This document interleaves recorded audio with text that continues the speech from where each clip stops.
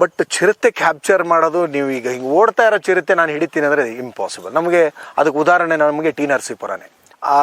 ಅಲ್ಲಿ ಅವರು ನೋಡ್ತಾ ಇದ್ದಾರೆ ಕ್ಯಾಮ್ರಾದಲ್ಲಿ, ಚಿರತೆ ನಮ್ಮ ಹಿಂದೆನೇ ಇದೆ. ಅವರು ಹೇಳ್ತಾ ಇದ್ದಾರೆ ನಿಮ್ಮ ಹಿಂದೆನೇ ಇದೆ, ನಿಮ್ಮ ಹಿಂದೆನೇ ಇದೆ ಅಂತ ನಮಗೆ ಮೆಸೇಜ್ ಮಾಡ್ತಾ ಇದ್ದಾರೆ. ನಮ್ಗೆ ಗೊತ್ತಾಗ್ತಾ ಇಲ್ಲ. ಮುಟ್ಟೋದೇ ಇಲ್ಲ ರೀ, ಮನುಷ್ಯನ ಮಾಂಸ ಅಷ್ಟು ಒಳ್ಳೇದಲ್ಲ, ಅಷ್ಟು ತಿನ್ನಲ್ಲ ಅವು. ಮನುಷ್ಯ ಯಾವ ಪ್ರಾಣಿಯ ಆಹಾರ ಅಲ್ಲ, ಬಟ್ ಪ್ರತಿಯೊಂದು ಪ್ರಾಣಿ ಮನುಷ್ಯ ಆಹಾರ ಮಾಡ್ಕೊಂಡಿದ್ದಾನೆ ಅಷ್ಟೇ.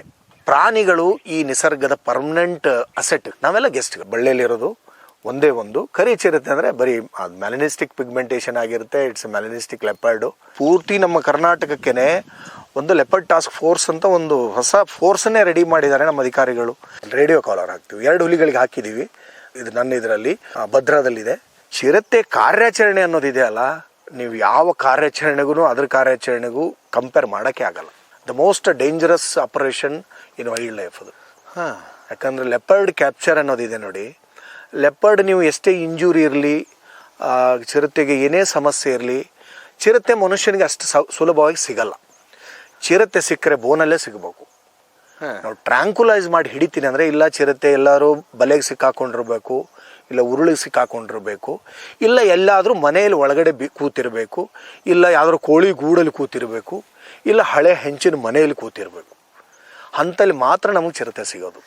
ಹೊರಗಡೆ ಫ್ರೀ ರೇಂಜಲ್ಲಿ ನನಗೆ ಒಂದು ಒಳ್ಳೆ ನಮ್ಮ ಟೀಮ್ ಯಾವುದಂದರೆ, ನಾನು ಡಾಕ್ಟರ್ ಸನತ್ತು, ನಾನು ಮತ್ತು ಅಕ್ರಮ್, ನಮ್ಮ ಆಮೇಲೆ ವೆಂಕಟೇಶನ್, ಆವಾಗ ಅವರು ಕಂಟಿನ್ಯೂ 3 ತಿಂಗಳು ಉಳ್ಕೊಂಡ್ಬಿಟ್ರು ತುಮಕೂರಲ್ಲಿ.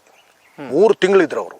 ನಾನು ಬರೀ ಮಧ್ಯದಲ್ಲಿ ಒಂದು 4 ಸರಿ ಹೋಗಿ ವಾಪಸ್ ಬಂದುಬಿಟ್ಟೆ ನಾನು. ಅಲ್ಲಿ ಒಂದು ಚಿರತೆ ಒಂದು 2 ಮಗುನ ಇದನ್ನ ಮಾಡಿದ್ದು ನೆನಪಿರ್ಬೋದು ನಿಮಗೆ. ಅದು 2018-19ರಲ್ಲಿ ದೊಡ್ಡ ಸರ್ಕಸ್ ಅದು. It was horrible. ಅಲ್ಲಿ ಸಾಹೇಬ್ರುಗಳು, ದೊಡ್ಡ ಅಧಿಕಾರಿಗಳು ಬಹಳ ತಲೆ ಕೆಡ್ಸ್ಕೊಂಡ್ಬಿಟ್ಟಿದ್ರು. ಬೆನ್ನಟ್ಟೆ ಹಿಡಿದ್ರೆ ಅದು ಕೊನೆ ಒಂದೇ ಒಂದು ಚಿರತೆ ಸಿಕ್ತು ನಮ್ಗೆ, ಒಂದೇ ಒಂದು ನಮಗೆ. ಆಮೇಲೆಲ್ಲ ನಾವು ಅದಕ್ಕೆ ಅಲ್ಲಿ ಒಬ್ರು ಫಾರೆಸ್ಟ್ರು ಮತ್ತು ಅಲ್ಲಿರೋ RFಗಳು ಒಂದು ಐಡಿಯಾಗಳನ್ನ ಅವರವರೇ ತಮ್ಮದೇ ಐಡಿಯಾಗಳನ್ನ ಕ್ರಿಯೇಟ್ ಮಾಡಿಕೊಂಡು ದೊಡ್ಡ ದೊಡ್ಡ ಕೇಜ್ಗಳನ್ನೆಲ್ಲ ಮಾಡಿ, ಆಮೇಲೆ ಕೊಟ್ಟಿಗೆ ಕೇಜ್ಗಳನ್ನ ಮಾಡಿ, ಆಮೇಲೆ ವಾಕ್ ಥ್ರೂ ಏನೇನೋ ಹೊಸ ಅಲ್ಲೇ ಟೆಕ್ನಾಲಜಿ ಹೊಸದ ಹುಟ್ಕೊಂಡ್ಬಿಡುತ್ತೆ ನಮಗೆ ಅದು.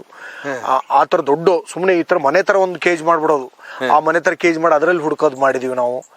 ನಾನು ಅಲ್ಲಿ ಒಂದು ಮ್ಯಾಕ್ಸಿಮಮ್ ನಾನಂತೂ ಅಲ್ಲಿ ಆ ಪೂರ್ತಿ ಕಾರ್ಯಾಚರಣೆ ನಮಗೆ ಅದು ಕೆಲಸ ಮಾಡೋಕ್ಕೆ ಆಗಲಿ. ಆಮೇಲೆ ಈ ಒಂದು ಚಿರತೆನ ಮಾತ್ರ ಇವರು ಆ ಮೋರಿ ಒಳಗಡೆ ಹೋದಾಗ ಆ ಕಡೆ ಬ್ಲಾಕ್ ಮಾಡಿ, ಈ ಕಡೆಯಿಂದ ಟ್ರ್ಯಾಂಕ್ಯುಲೈಸ್ ಮಾಡಿ ಒಂದು ಚಿರತೆನ ಹಿಡಿದ್ರು. ಆಮೇಲೆ ಮುರಳಿ ಅಂತ ಒಬ್ರು ಡಾಕ್ಟರ್ ಇದ್ರು, ಅವರು ಅಲ್ಲಿ ಜಾಯಿನ್ ಆಗಿ ಅವರು ಒಂದು ಚಿರತೆ ಟೋಟಲ್ ಒಂದು 2 ಟ್ರ್ಯಾಂಕ್ಯುಲೈಸ್ ಆಗಿ ಒಂದು 2-3 ಚಿರತೆ ಸಿಕ್ಕಾಕೊಂಡ್ರಲ್ಲಿ ಸಿಕ್ತು ಅಲ್ಲಿ. ಇನ್ನು ಉಳಿದಿದ್ದೆಲ್ಲ ನಮ್ಮ ಕೇಜಿಗೆ ಬಿದ್ದು. ಬಟ್ ಟ್ರ್ಯಾಂಕ್ಯುಲೈಸ್ ಆಗಿ ಚಿರತೆ ಸಿಗ್ತಾವ ಸರ್? ಸಿಗುತ್ತೆ. ಸುಮಾರು ನಾನೇ ಮಾಡಿದ್ದೀನಿ. ನನಗೆ ಚಾಮರಾಜನಗರದ ಒಳ್ಳೆ ಹಿಸ್ಟ್ರಿ ಇದೆ ಆ ಚಿರತೆಗಳ ಕ್ಯಾಪ್ಚರ್ದು. ಬಟ್ ಚಿರತೆ ಕ್ಯಾಪ್ಚರ್ ಮಾಡೋದು, ನೀವು ಈಗ ಹಿಂಗೆ ಓಡ್ತಾ ಇರೋ ಚಿರತೆ ನಾನು ಹಿಡಿತೀನಿ ಅಂದರೆ ಇಂಪಾಸಿಬಲ್. ನಮಗೆ ಅದಕ್ಕೆ ಉದಾಹರಣೆ ನಮಗೆ ಟಿ ನರಸೀಪುರನೇ. ನಾವು ಟಿ ನರಸೀಪುರದಲ್ಲಿ 40 ದಿನ ಕಾರ್ಯ. ಅಲ್ಲಿ ಆ ಮಗು ಮತ್ತೆ ಒಬ್ಬರು ಲೇಡಿ 3 ಜನ ಸತ್ತೋಗ್ಬಿಡ್ತಾರೆ 1-2 ತಿಂಗಳ ಡ್ಯೂರೇಷನ್ ಅಲ್ಲೇನೆ. ಅದು ಬ್ಯಾಡ್ ಲಕ್ ಬಿಡಿ. ಅದು ಏನಕ್ಕಂದ್ರೆ ಅದು ಆ ಪೊಸಿಷನ್ ಅಲ್ಲಿ ಅದು ಅನಿಮಲ್ಗೂ ದೀಸ್ ಆರ್ ಆಲ್ ಇನ್ಸಿಡೆಂಟ್ಗಳು, ಆಕ್ಸಿಡೆಂಟಲ್ ಇನ್ಸಿಡೆಂಟ್ಸ್. ಯಾಕಂದ್ರೆ ಅದು ಯಾರು ಬೇಕು ಅಂತ, ಅನಿಮಲ್ಲು ಬೇಕು ಅಂತ ಮಾಡಲ್ಲ, ಪ್ರಾಣಿನೂ ಬೇಕು ಅಂತ ಮಾಡಲ್ಲ. ಆಮೇಲೆ ಕೆಲವೊಂದು ಪ್ರಾಣಿಗಳಿಗೆ ಸಮಸ್ಯೆನೂ ಇರುತ್ತೆ, ಅದು ಏನು ತಿನ್ಬೇಕು ಅದೇ ತಿಂತಿರ್ತವೆ. ಬಟ್ ಟಿ ನರಸೀಪುರ ನಮ್ಗೆ ಅದೊಂದು ಚಾಲೆಂಜ್ ಆಯ್ತು. ನಾವು ಅಲ್ಲೇನೆ ನೈಟ್ ಡ್ರೋನ್ಗಳನ್ನ ಯೂಸ್ ಎಲ್ಲ ಮಾಡಿದ್ದೀವಿ, ನೈಟ್ ವಿಷನ್ ಡ್ರೋನು. ಆಮೇಲೆ ನಮ್ಮ ಅಧಿಕಾರಿಗಳು ಭಾಳ ಅಲ್ಲಿ ಒಳ್ಳೆ ಒಂದು ಟೀಮ್ ವರ್ಕ್ ಆಯ್ತದು. ಆದ್ರೂ ನಮ್ಗೆ ಅಲ್ಲಿ ಕೇಜಲ್ಲೇ ನಾವು ಟ್ರ್ಯಾಂಕ್ಯುಲೈಸ್ ಮಾಡಿದ್ವಿ. ದೊಡ್ಡ ಕೇಜಲ್ಲಿ ಸಿಕ್ತು, ಕೊನೆಗೂ ಸಿಕ್ತು. ಅದೇ ಚಿರತೆ ಸಿಕ್ತು. ಆ ಮಗುನ ಸಾಯಿಸಿರೋ ಚಿರತೆನೇ ಸಿಕ್ತು. ನಾವು ಕೇಜಲ್ಲಿ ಅದನ್ನ ಡಾಟ್ ಮಾಡಿ ಅದನ್ನ ತಗೊಂಡು ಬಂದ್ವಿ ಕೇಜಲ್ಲಿ. ಸೊ ಅದು ನಮಗೆ ಕೊಟ್ಟಿಗೆ ಕೇಜ್ ದೊಡ್ಡ ಕೇಜ್ ಬರುತ್ತೆ, ಅದನ್ನ ಹೊಸದು ಅಂದ್ರೆ ಕೇಜ್ ಚಿಕ್ಕ, ಈ ಸಣ್ಣ ಕೇಜ್ನ ದೊಡ್ಡದು ಒಂದು 10-15 ಅಡಿದು ಆ ಥರ ಕೇಜ್ ಹಾಕಿ ನಾವು ಅದರಲ್ಲಿ ಅದು ಸಿಕ್ಕಾಕೊಂಡ ನಂತರ ಫೈನಲಿ ಆ ಚಿರತೆ ಸಿಕ್ತು. ಬಟ್ ಮನುಷ್ಯನ ಬೇಟೆಯಾಡೋದು ಕಾರಣ ಏನಂತಿರೋದು? ಬ್ಲಡ್ ಅಥವಾ ಏನು? ಮನುಷ್ಯ ಯಾವ ಪ್ರಾಣಿಗೂ ಆಹಾರ ಅಲ್ಲ, ಬಟ್ ಪ್ರತಿಯೊಂದು ಪ್ರಾಣಿ ಮನುಷ್ಯ ಆಹಾರ ಮಾಡ್ಕೊಂಡಿದ್ದಾನೆ ಅಷ್ಟೇ, ಪ್ರತಿಯೊಂದು ಪ್ರಾಣಿನ. ಹಾಗೂ ಪ್ರಾಣಿಗಳು ಈ ನಿಸರ್ಗದ ಪರ್ಮನೆಂಟ್ ಅಸೆಟ್. ನಾವೆಲ್ಲ ಗೆಸ್ಟ್ಗಳು, we are all the guest of this nature. They are the assets. The trees, birds and animals, they are the permanent resident of this nature and we are the guest in between. ಅವುಗಳು ಮನುಷ್ಯನನ್ನ ಹಾಗೂ ಮನುಷ್ಯನ ಹತ್ತಿರಕ್ಕೆ ಬರೋಕ್ಕೆ reason ಏನಂದ್ರೆ, ಅವುಗಳ ಅದು ಏನೋ ತಿನ್ನಕ್ಕೆ ಬಂದಿರುತ್ತದೆ, ಅಲ್ಲಿ ಅಡ್ಡಲಾಗಿ ನಾವು ಹೋಗೋದು. ನಮಗೆ ಬೆಕ್ಕಡ್ಡ ಬಂದ ತಕ್ಷಣ ಗಾಡಿ ವಾಪಸ್ ತೊಗೊತೀವಿ ನೋಡಿ, ಹಾಗೆ ಬೆಕ್ಕೇನು ಅನ್ಕೊಂಡಿರುತ್ತೆ, ನಾನು ಬಂದದಕ್ಕೆ ಹೋಗಿಲ್ಲ, ಇವ್ರು ಬಂದದಕ್ಕೆ ನಾನು ಹೋದೆ ಅಂತ ಅದು ಅನ್ಕೊಳ್ಳುತ್ತೆ. ಸೊ ಹಾಗೆ ನಾವು ಸ್ಕ್ವಾಟ್ ಪೊಸಿಷನ್ ಅಂದರೆ ಏನು ಬಹಿರ್ದೇಶಕ್ಕೆ ಹೋಗಿದಾಗ ಸಂಜೆ ಟೈಮು ಒಬ್ಬರೇ ಎಲ್ಲೋ ಕೂತಾಗ ಗುತ್ತಿಗಳ ಹತ್ರ ಹಿಂಗೆ ಹೋದಾಗ ಕೂತಾಗ ನೀವು ನಡ್ಕೊಂಡು ಹೋಗಿ ನೋಡೋಣ ಬಂದುಬಿಡ್ಲಿ ಅದು ಯಾವ್ದಾರು ಎನಿಮಲ್ಲು ಬರಲ್ಲ.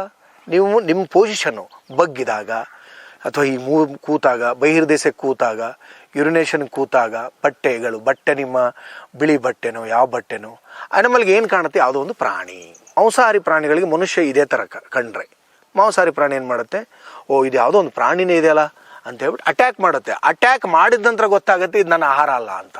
ಅದರಲ್ಲಿ 1.1% 99.9% ಯಾವ ಪ್ರಾಣಿನೂ ಮನುಷ್ಯನ ಮುಟ್ಟದೇ ಇಲ್ಲ ರೀ. ಮನುಷ್ಯನ ಮಾಂಸ ಅಷ್ಟು ಒಳ್ಳೇದಲ್ಲ, ಅಷ್ಟು ತಿನ್ನಲ್ಲ ಅವು. 0.1% ಮಾತ್ರ ಕೆಲವೊಂದು ಆಗದೆ ಇರೋವು, ನಾನು ಬದುಕಲೇಬೇಕು ಅನ್ನೋವು ಮಾತ್ರ ಈ ಥರ ಪೊಸಿಷನ್ನಲ್ಲಿ ಮನುಷ್ಯ ಕಾಡಲ್ಲಿ ದನ ಕರುಗಳನ್ನ ಮೇಯಿಸ್ಬೇಕಾದ್ರೆ ಎಲ್ಲೋ ಮರದ ಹತ್ರ ಕೂತಿರ್ತಾನೆ, ಅವಾಗ ಬಂದು ಅವನು ಹಿಡ್ಕೊತವೆ, ಈಸಿಯಾಗಿ ಸಿಗ್ತಾನೆ, ತಿಂದುಬಿಡ್ತಾನೆ, ಅರ್ಗಿಸ್ಕೊಳ್ಳೋಕ್ಕಾಗಲ್ಲ, ಒಮಿಟ್ ಮಾಡೋದವು. ಆಮೇಲೆ ನೆಕ್ಸ್ಟ್ ಈ ಚಿರತೆಗಳು, ಎಲ್ಲೋ ಒಂದು ಮಗು ಆಟ ಆಡ್ತಾ ಇರುತ್ತೆ, ಗುತ್ತಿ ಇರುತ್ತೆ, ಕೊಟ್ಟಿಗೆ ಅಲ್ಲಿ ಜನ ಆ ಕಡೆ ಇರ್ತಾರೆ, ಕೊಟ್ಟಿಗೆ ಹತ್ರ ನಿಧಾನಕ್ಕೆ ಬರುತ್ತೆ, ಇದೇನು ಮಗು, ಅದಕ್ಕೆ ಮಗುನೋ ಪ್ರಾಣಿನೋ ಗೊತ್ತಾಗಲ್ಲ, ಹಿಡ್ಕೊಂಡ್ಬಿಡುತ್ತೆ, ನೋಡ್ತಾರೆ, ಬಿಟ್ಟು ಓಡಿ ಹೋಗ್ಬಿಡುತ್ತೆ. ಕೆಲವೊಂದು ಮಾತ್ರ 0.1% ಪ್ರಾಣಿ ಮಾತ್ರ ಮನುಷ್ಯನ ತಿಂದಿರೋ ಉದಾಹರಣೆಗಳಿವೆ. ನರನನ್ನ ಭಕ್ಷಕ ಆಗಬೇಕಾದ್ರೆ ಅದು ತನ್ನ ಭಕ್ಷ್ಯ ಭೋಜನವನ್ನು ಬಿಟ್ಟಿರುತ್ತೆ.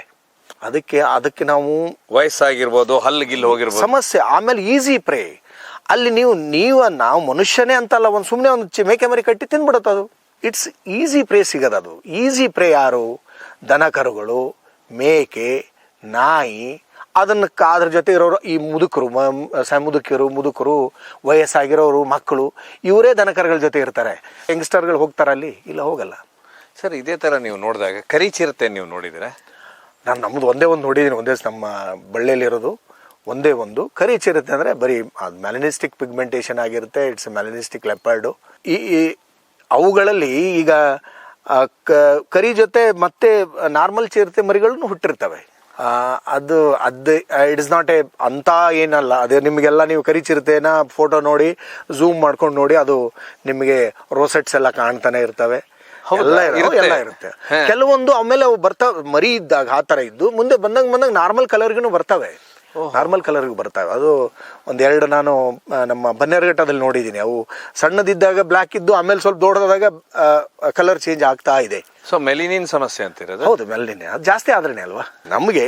ಅದಿದ್ದದಕ್ಕೆ ನಾವು ಸ್ವಲ್ಪ ನಮ್ಮ ದೇಶದ ಸಮಶೀತೋಷ್ಣ ಪ್ರದೇಶ ನಮ್ಮ ದೇಶ. ಎಲ್ಲ ಥರದ ಕ್ಲೈಮೇಟ್ಗಳು ಭಾರಿ ಚೆನ್ನಾಗಿವೆ. ನೀವು ಬೇರೆ ದೇಶದಲ್ಲಿ ಹೋಗಿ, ಸೌತ್ ಆಫ್ರಿಕಾಗೆ ಹೋಗಿ ಎಲ್ಲ ಫುಲ್ ಬ್ಲ್ಯಾಕೇ ಇರೋದವ್ರು, ಯಾಕಂದ್ರೆ ಅಲ್ಲಿ ಹೆವಿ ಒಂದೇ ಟೈಪ್, ಅದು ಫುಲ್ ಯಾವಾಗಲೂ ಡ್ರೈ, ಒಮ್ಮೆಗೆ ಡೀಪ್ ವಿಂಟರು, ಅದು ಆ ಥರ. ಸೇಮ್ ಆನಿಮಲ್ಸ್ ಅಲ್ಲಿ ಯುರೋಪ್ ಖಂಡಕ್ಕೆ ಹೋದ್ರೆ ಬರೀ ಚಳಿ ವಿಪರೀತ. ಸೊ ಬಟ್ ಇಲ್ಲಿ ಎಲ್ಲಾನು ಇದೆ, ಚಳಿ, ಮಳೆ.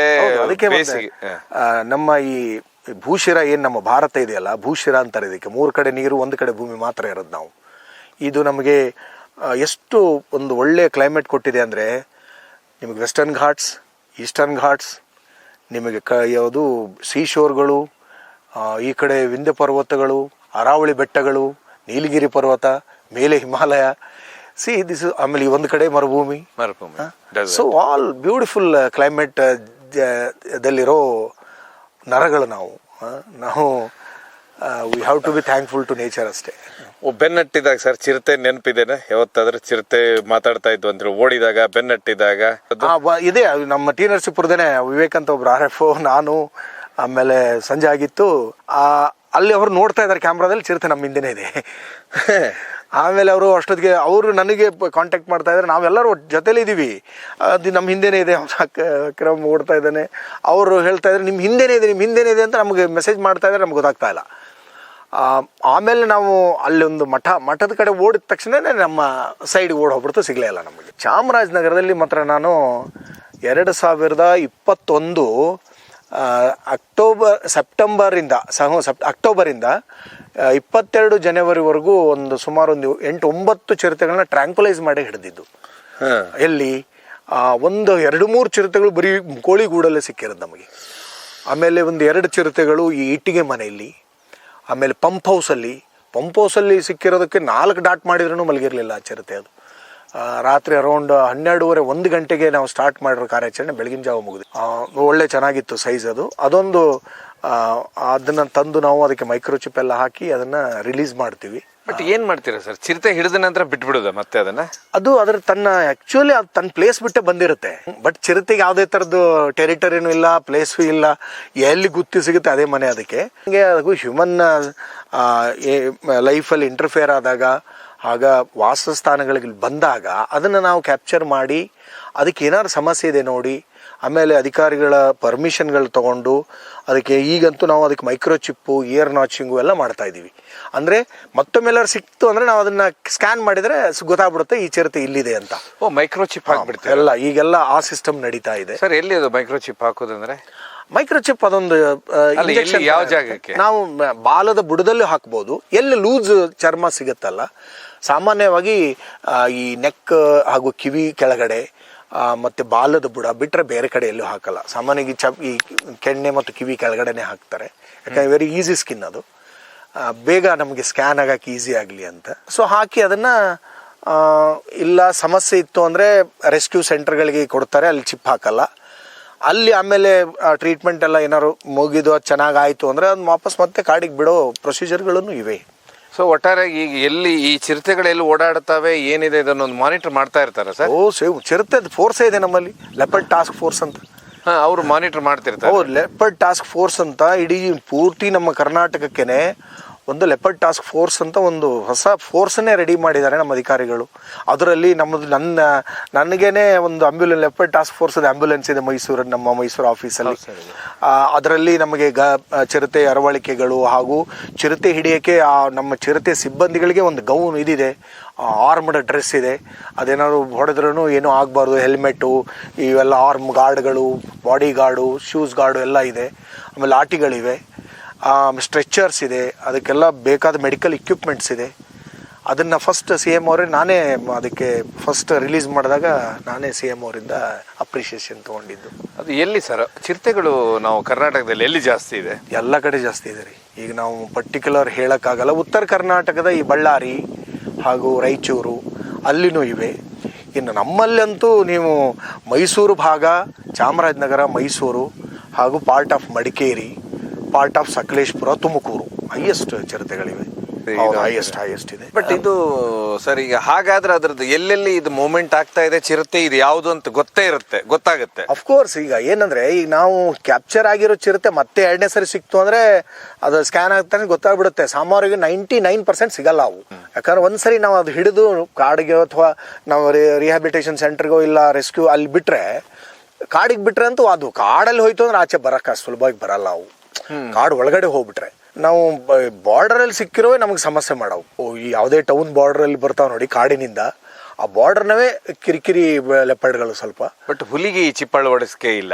ಹುಲಿ ಕಾಲರ್ ಹಾಕ್ತೀವಿ, ರೇಡಿಯೋ ಕಾಲರ್ ಹಾಕ್ತೀವಿ. 2 ಹುಲಿಗಳಿಗೆ ಹಾಕಿದ್ದೀವಿ.